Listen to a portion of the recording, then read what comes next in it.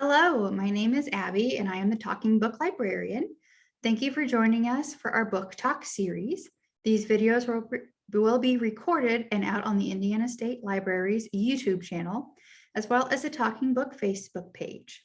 The purpose of these book talks is to provide book ideas for book clubs and to include questions to answer for yourself or in a book club setting. These videos will remain online forever, so you can decide to read these books whenever you'd like.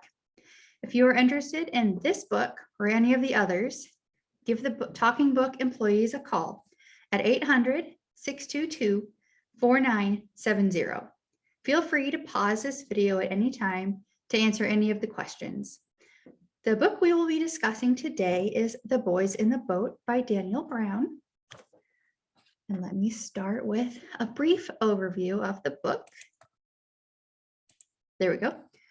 Daniel James Brown's robust book tells the story of the University of Washington's 1936 8-oar crew and their epic quest for an Olympic gold medal, a team that transformed the sport and grabbed the attentions of millions of Americans. The son of loggers, shipyard workers, and farmers, the boys defeated elite rivals, first from Eastern and British universities, and finally the German crew, rowing for Adolf Hitler in the Olympic Games.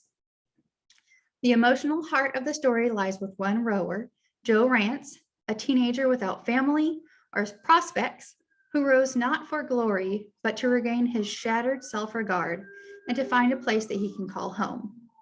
The crew is assembled by an enigmatic coach and mentored by a visionary British boat builder. But it is their trust in each other that makes them a victorious team. They remind the country of what can be done when everyone quite literally pulls together, a perfect melding of commitment, determination, and optimism. Drawing on the boys' own diaries and journals, their photos and memories of a once-in-a-lifetime shared dream, The Boys in the Boat is an irresistible story about beating the odds and finding hope in the most desperate of times. The improbable, intimate story of 9 working-class boys from the American West who, in the depths of the Great Depression, show the world what true grit really means. And then about the author, I got this from his website, and his own little blog or blurb is, I grew up in the San Francisco Bay Area and attended Diablo Valley College, the University of California at Berkeley, and UCLA. I taught writing at San Jose State University and Stanford before becoming a technical writer and an editor. I now write narrative nonfiction books full-time. My primary interest as a writer is in bringing compelling historical events to life as vividly and accurately as I can. I live in the country outside of Seattle, Washington, with my wife, 2 daughters, and an assortment of cats, dogs, chickens, and honeybees. When I am not writing, I am likely to be birding, gardening, fly fishing, reading American history, or chasing bears away from the beehives. And now we'll get into the discussion questions. Feel free to pause whenever you feel like you want to answer a question in the book club setting or just for yourself. So the first question is, did you know much about rowing before reading this? If not, what aspects of the sport surprised you most?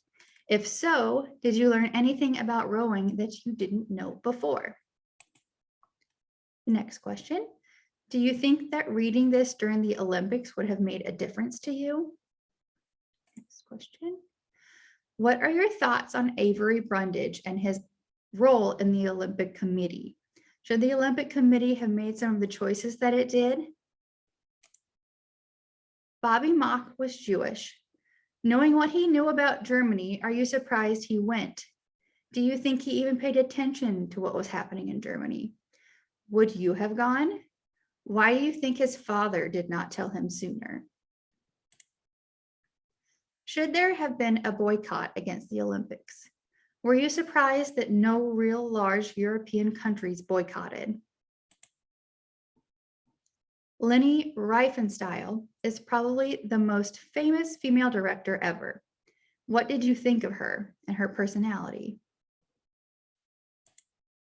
Let's talk about Joe's family life. What are your thoughts? Specifically about Thula and Harry. Did their abandonment of him influence his work ethic? Which relationship do you believe was ultimately the most pivotal for Joe? Albrechtsen kept putting different boys in different boats. What do you think made these specific boys fit together? How much of a pivotal character was George Pocock? Could they have won without him? What did you think about the way the Germans, the spectators, the racers, Hitler, and his men, how do you think they handled the race? What aspects of life in the 1930s struck you most deeply? How did the circumstances of Americans during the Great Depression compare to what America is facing now? What was your favorite hair-raising moment in The Boys in the Boat? Even knowing the outcome of the 1936 Olympic Games, was there any point where you weren't sure if Joe and the boys would make it? What significance does Joe's unique point of view have for unfolding of the narrative? And why do you think Joe was willing to discuss his life in such detail with a relative stranger? Oop, I went too far. Let me go back. There we go. Later in the book, it is noted, all along, Joe Rance had figured that he was the weak link in the crew on page 326, but that he found out much later in life that all of the boys felt the same way. Why do you think that was? And why do you suppose they didn't reveal this to each other until they were old men? Compare how the Olympics were regarded in the 1930s to how they are regarded now. What was so significant about the boys' win in 1936, right on the dawn of the Second World War? What political significance do the Olympics hold today? And I sourced these questions from the Mount Prospect Public Library, and the link is underneath there, and as well as the South San Francisco Public Library, and the link for that is also under there. Now I would like to provide just a few thoughts of my own on the book. I don't usually read nonfiction. When I picked this up, I was like, ew, sports. Not as exciting as I thought it would be. After the first about 50 pages, I really did enjoy the book. I learned a lot about rowing. I didn't know how it worked. Now I know all of the terms.